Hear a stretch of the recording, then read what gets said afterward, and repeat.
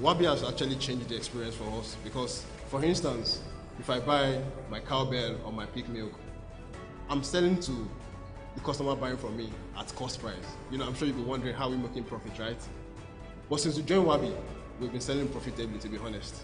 I think in June, we recorded about 26,000, thereabouts, very small. In July, it was going, like she said, incremental sales. It was going up. Last month, we did 7 million naira sales. It sounds small still, right? But the profit on the 7 million is more than the businesses I've been doing with all my suppliers in the past. I don't need to say too much. Wabi is just the way to go. Wabi is the future. For instance, I sit at the convenience of my office, comfort of my office. The app pops up. Okay, I have 4 orders from Shomolu. I have 4 orders from Ikeja. I have from, So they keep opening up more spaces for me in Lagos to make sales. So that has been very, very wonderful. Right now, the sales is very overwhelming. As I'm speaking to you now, we are looking for more vans to be able to accommodate the order. It's not easy, to be honest, but they have created this niche for us wholesalers to be able to reach out to retailers that would originally or naturally not reach out to. According to the International Labour Organization, the retail sector employs at least 142 million people in developing countries. Given the importance of the retail industry, services that startup like Wabi Nigeria offers is exactly what the economy needs to achieve economic viability.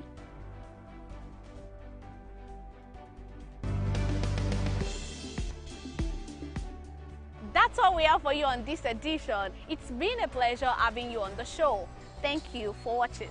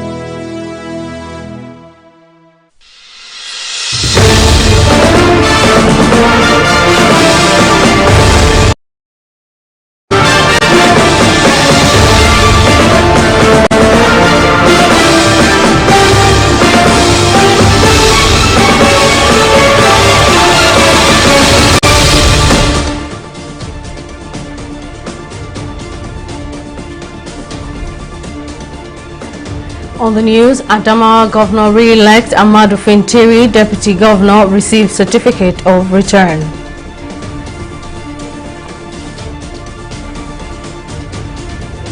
Labour Party holds National Executive Council meeting, reaffirms support for Julius Abure.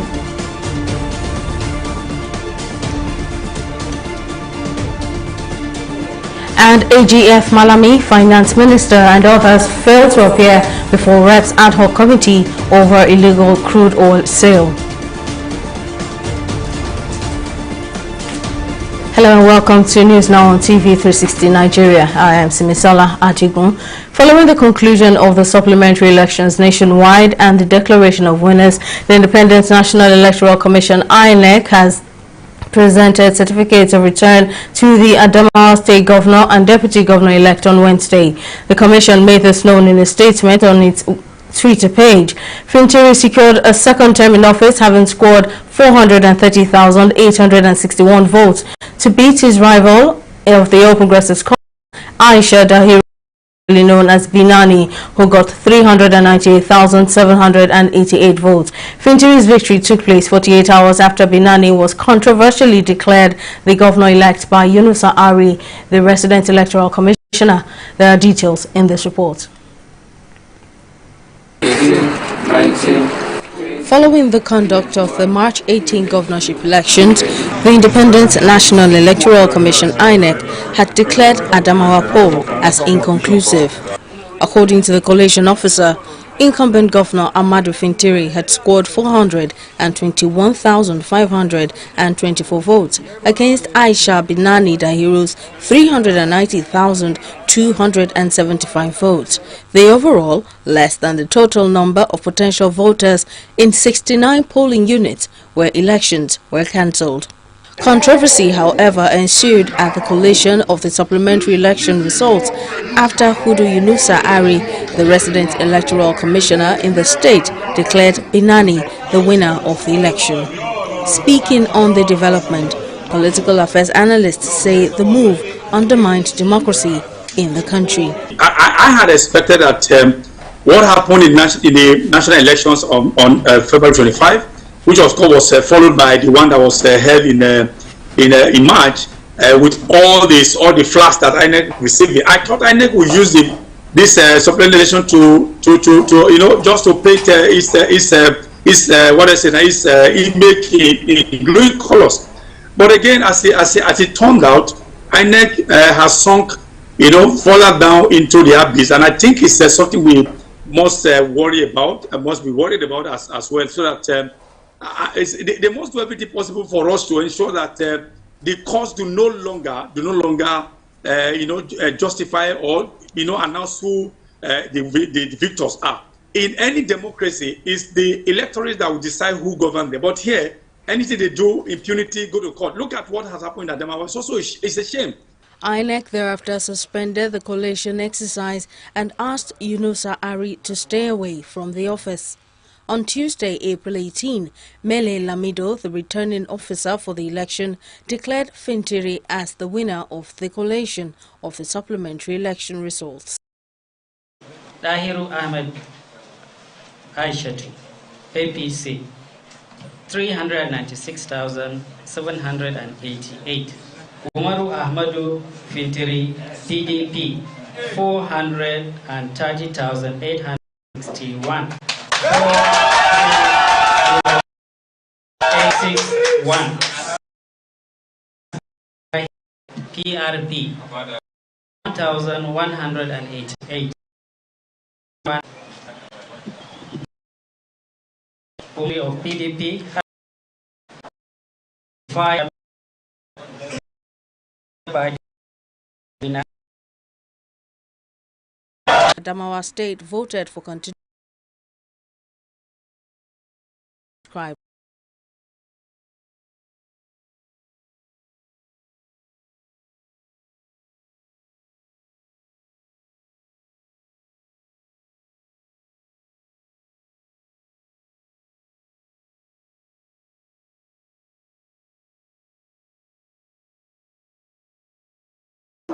An appeal for same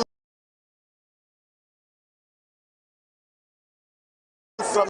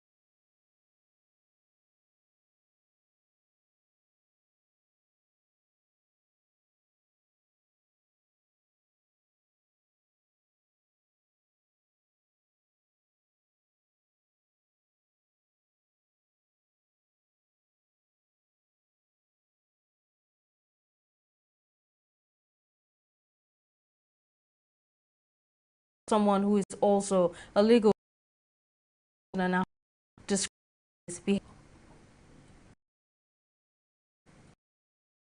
On this program, clear what is required for a process in section 2 of the Electoral Act 2010, and also if we look at the third schedule of the Constitution, precisely the section 14 of it, the officials of the INEC that can actually announce results. It is a fact that the returning officer is empowered by the law and by the Constitution to announce results relates to the governorship election or that of House of Assembly, the action of the President Electoral Commissioner usurping the right of the power of the seen as something that's maybe he got everything wrong by perhaps maybe he got everything wrong by venturing into that of his what is not really his power. But I wouldn't want to really look into it since the matter, certain part of it are already in the court of law. All right, now, what is the legal implication of the REC's behavior, especially as regards the Electoral Act 2022? Well, the Electoral Act is clear on this. Once the process is done in the way that is in accordance with the Constitution, constitutional provisions that is which the Electoral Act is also following. So when that particular processes were being adhered to, then it is now left for aggrieved parties, anyone that is aggrieved, to go to the court of law to seek redress. For the court of law is the one that can have what we call judicial review of any actions of the executive arms or any authority that has not done something in line with the provision of the Constitution. All right, legal practitioner Olumide Alabi, many thanks for your time and your contribution. Moving on, amid the crisis in the Labour Party, members have reaffirmed their support for the leadership of its embattled national chairman, Julius Abure. The party made the resolution during its National Executive Council NEC meeting in Asaba, the Delta State capital. At the meeting, which had the presidential candidate of the party, Peter Obi, in attendance, the members dismissed the allegations against the embattled chairman, calling them baseless and an attempt to unsettle the Labour Party. The House of Representatives Ad Hoc Committee investigating alleged loss of over $2.4 billion in revenue from illegal sale of 48 million barrels of crude oil in 2015 has lamented the refusal of the Attorney General of the Federation, Abubakar Malami, and the Minister of Finance, Zainab Ahmed, to cooperate with the committee. Malami, the Finance Minister, and other invited persons had failed to appear before the committee to participate in its probe of inflows from recoveries from whistleblowers and expenditures. Speaking at the resumed hearing on Wednesday, Chairman of the committee, Mark Gbila, said that if the government officials fail to honor the invitation again, they would be summoned and further statutory powers would be exercised. Governor of Rivers State, Nyesom Wike, has urged churches to be wary of politicians who only patronize them during elections. Wike said this on Tuesday at the inauguration of the Archdeacon Crowther Memorial Girls School Road and other adjoining roads in the Elelenwo town of Obi Akpo local government area. The governor said some politicians only identified with their faith when there were gains to be made and asked the church to remember those who had shown commitment from the start. While thanking the church for its ceaseless prayers during his administration, Wike called for its support for the incoming state government. We need to tell the church the role of our government with the church. The church should understand those who believe in them, who trust them, who work with them. Not only when it comes to politics, people will now run to the church. No. And that's why I've told the church to be careful of politicians who don't want to use the church. The church will always identify who from beginning have always worked with them. Not because when election comes, they'll come and talk to you, he's a Christian. During the election, Christianity should be done from the onset. You have to show that you're a Christian. I have never run away from the church. I said our administration will always partner with the church. But I know what the church have done for this administration. I will not run away from them. So I thank them for their prayers and for their support for the emergence of the governor-elect, deputy governor-elect, and the National Assembly members and State House of Assembly members. The church played a very, very great role. I will continue to support them wherever we can. An unnamed commercial bus driver has been confirmed dead in an accident involving two public vehicles known as Danfo and a government-owned bus rapid transit. According to eyewitnesses, the fully loaded commercial bus was coming from Lagos Island and heading to the Ojodubaga area of the state when the accident occurred. The witnesses say hoodlums in the area quickly set the BRT bus ablaze. The accident grounded vehicular movement, causing heavy traffic along the busy axis connecting the Lagos-Ibadan Expressway. The Lagos State Police Command has paraded 42 suspected cultists. Speaking on Wednesday during the parade, the State Commission of Police says a total of 10 firearms have been recovered, including 6 locally made guns, fabricated semi-automatic pistols, 1 English pistol, 3 axes, 3 cutlasses, 3 daggers, 13 knives, cartridges and multiple charms. The Commissioner of Police, Idowu Owonwa, said that the suspects will be charged to court after completion of investigation by the intelligence units. He further reiterated the commitment of the command to ensuring the safety of citizens in the state.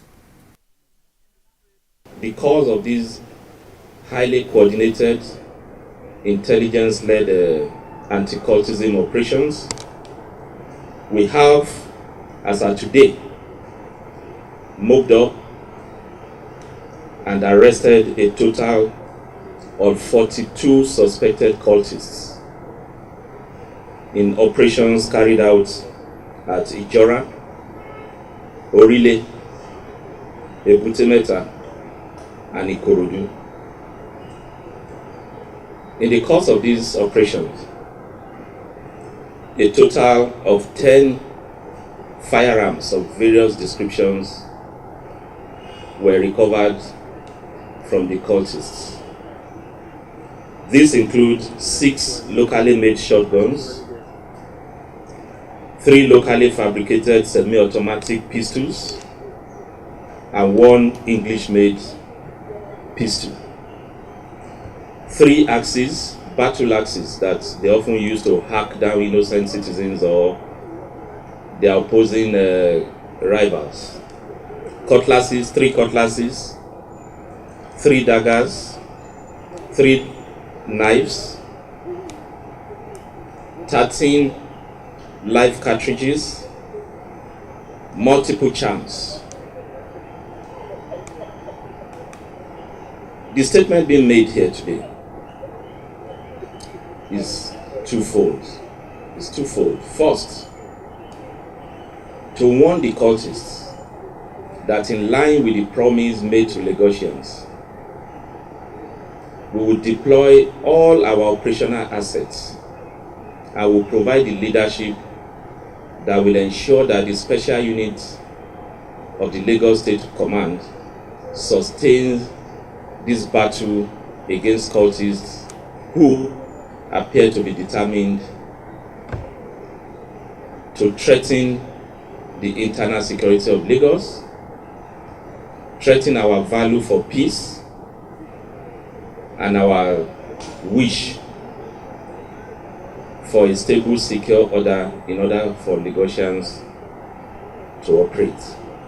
The Lagos State Command, under my watch, will deny them the space in a very forceful manner. Still in Lagos, the Center for Ethics and Self-Evaluation Orientation, CESFO, has presented an award of Integrity Icon of Nigeria to the Labour Party Secretary Dayo Ekong. While presenting the award in Lagos on Wednesday, the executive director of the NGO, Musa Yakubu, disclosed that the title is reserved for public officials who discharge their duties honestly. He also awarded the secretary of the party, Sam Okpala, with the Professional Ethic Compliance titles. Yakubu explained that the organization's objectives include exposing corruption, promoting ethical leadership, providing ethical education, and engaging in self-orientation of citizens. Our corporate ethics and integrity compliance certificate is given to the political organizations or branches that have demonstrated character, leadership that is in tandem with the principles of ethical leadership in practicing internal democracy. You are the role model. The chairman will finish her tenure and go. Don't go with it. It belongs to the party. It belongs to the secretariat. Yes. That at one point in time, an NGO you do not know anything about, on our own secret investigation and expense, came down here to investigate activities of parties in Lagos State. And you are hereby declared first position, one, among all the state chapters of parties in Lagos State, one, first position, the state chapter of Labour Party in the entire Nigerian nation. For us to forge ahead, we need leaders that can see black and say this is black, and see white and say this is white, irrespective of your standing, whether poor or rich. It is about your capacity, capability. You will rise through the ranks and get to the top. Yes. It is not about buying your way through. Well, we'll take a break here, but still to come, thousands flee Sudan's capital, Khartoum, as clashes rage on despite truce. There's details of the story and more when we return.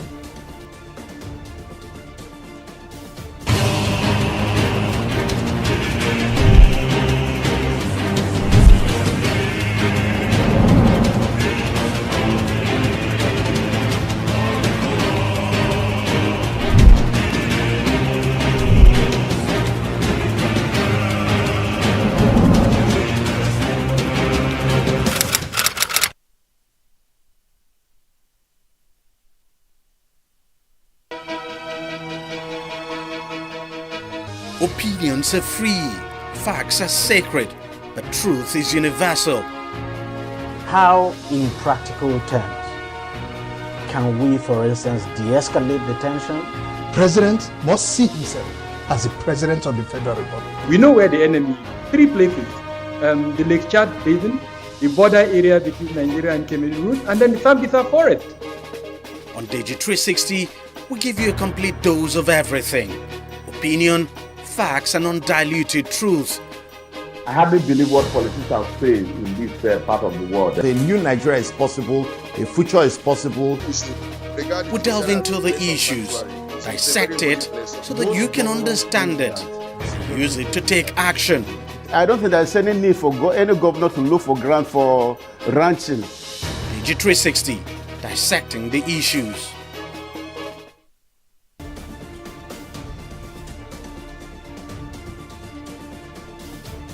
Welcome back. Now here's a recap of our top stories tonight. Following the conclusion of supplementary elections nationwide and the declaration of winners, the Independent National Electoral Commission (INEC) has presented certificates of return to the Adamawa State Governor and Deputy Governor-elect on Wednesday. The Commission made this known in a statement on its Twitter page. Fintiri secured a second term in office, having scored 430,861 votes to beat his rival of the All Progressives Congress, Aisha Dahiro, popularly known as Binani, who got 398,788 votes. We also told you that members of the Labour Party have reaffirmed their support for the leadership of its embattled national chairman, Julius Abure. The party made the resolution during its National Executive Council meeting in Asaba, the Delta State capital. At the meeting, which had the presidential candidate of the party, Peter Obi, in attendance, the members dismissed the allegations against the chairman, calling it baseless and an attempt to unsettle the Labour Party. Now, in case you missed any of our news bulletins or for more updates, you can catch us on Limex World TV or log on to our website on www.tv360nigeria.com. You can also follow us on our social media platforms on Twitter, Instagram and YouTube at TV360 Nigeria. On Facebook, we're at TV360 Online.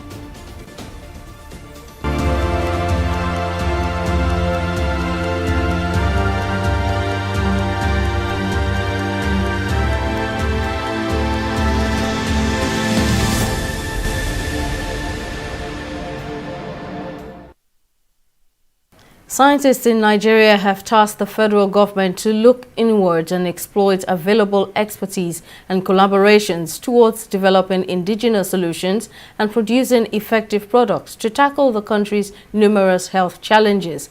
The scientists made the call at the Nigerian Institute of Medical Research, Lagos, during an evaluation presentation of the Abwad Herbal Viral Saline liquid developed by Afe Babalola University, Ado-Ekiti, for the management of COVID-19.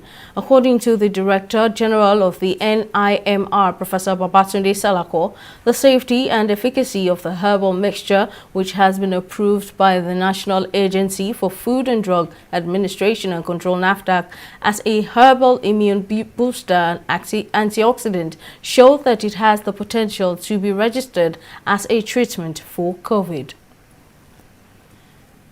People infected with the coronavirus are significantly more likely to be diagnosed with type 2 diabetes within a year of their infection compared with those who had not been exposed to the virus. Researchers in Canada say while men were more at risk to develop diabetes than women, hospitalized people were also more than twice as likely to go on to a diabetes diagnosis compared with those who were not infected. The researchers also found that people who were admitted to intensive care were much more likely to develop diabetes.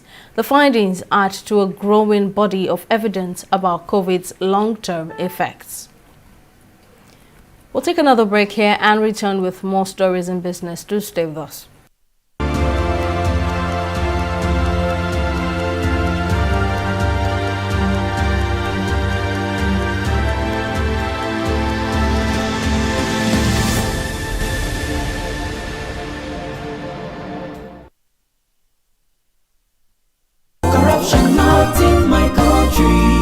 Hello? Yeah, I found your wallet in front of a supermarket. Meet me at Apple Junction. Yes, I'll be waiting for you. Now we find out. Two of us. Thank you very much, officer. You know, it's surprising that men like you still exist in the police force. Yes, so... Oh, yes. This is just a token of my appreciation. Oh, no, you don't need to do this. We're only doing our job. Thank you very much. God bless you. You're welcome. Now I know police is really my friend. Yes. Friend. Hey.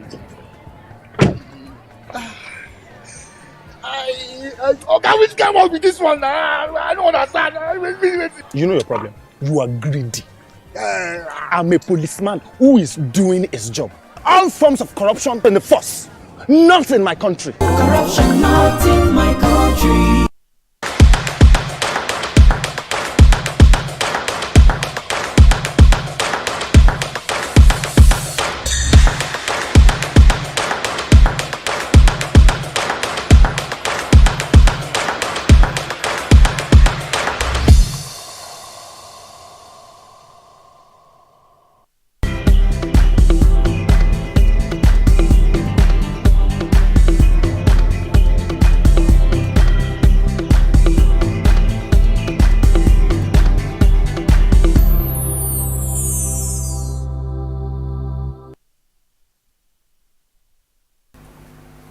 Welcome back. Mary Kanu is on standby with updates in the world of business. Mary, what's the latest?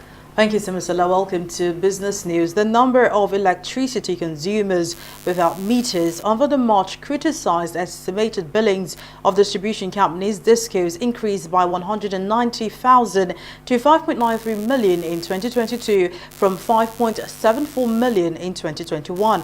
This was disclosed by the National Bureau of Statistics in its electricity report for the first quarter to fourth quarter of 2022. Revenue generated by the DISCOs also fell by 25% to 563.7 billion naira in 2022 from 761.1 billion naira in 2021, driven by a 39% fall in energy supply. The reports further show that on a year-on-year basis, customer numbers in the fourth quarter of 2022 rose by 5.17% from the fourth quarter of 2021, while metered customers during the period stood at 5.13 million from 5.02 million in the third quarter of 2022, indicating a 2% growth rate.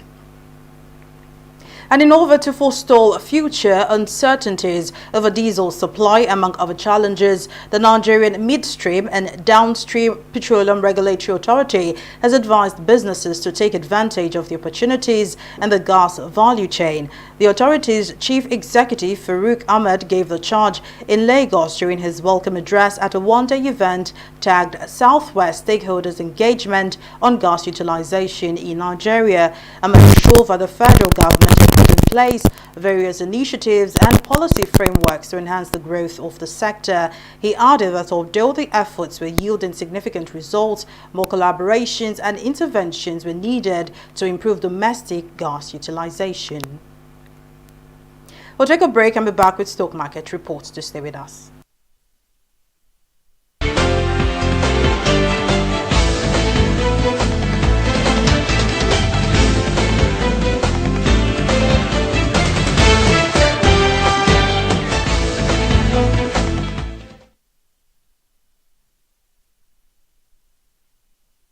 And Nigeria's equities market strengthened its northward movement by 18 billion naira as more investors stayed on the buy side on the local bourse. Investors' interest in stocks like Transcorp and international brewers helped the northward movement at the close of trading. The all-share index and its equities market capitalization increased further to 51,178 basis points and 27.8 trillion naira. Now, market breadth closed positive with 25 gainers against 8 losers. In 3,505 deals, investors exchanged shares valued at 3.9 billion naira. Now, the market recorded cherry-picking activities across board as investors await first quarter earnings report of the companies.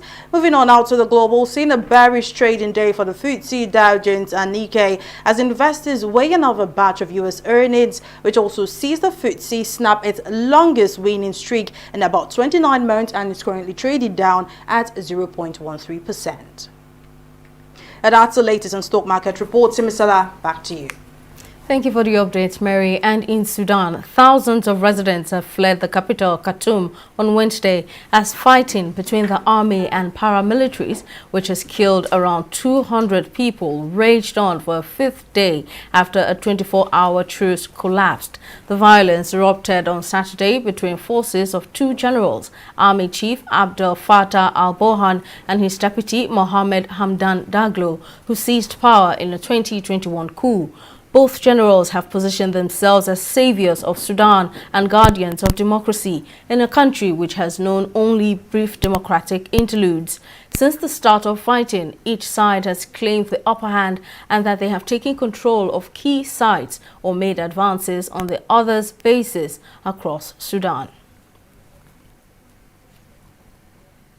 Developing football infrastructures will be one area where FIFA will support Seychelles in the coming years, FIFA President Gianni Infantino has said. The president of the International Football's governing body made the statement after he met with Seychelles President and also the patron of the country's football federation, Weval Ramkalawan, at State House.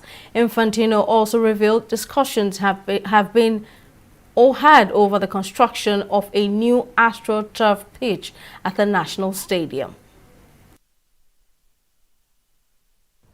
I'm very happy because we did everything we had to do here. We met the president, we agreed on how to invest in football, on infrastructure projects whereby the government gives the land, we will build the stadiums. But more importantly as well, what can we do for our youth? Here in Seychelles, we started Football for Schools project. We invest in talent development scheme.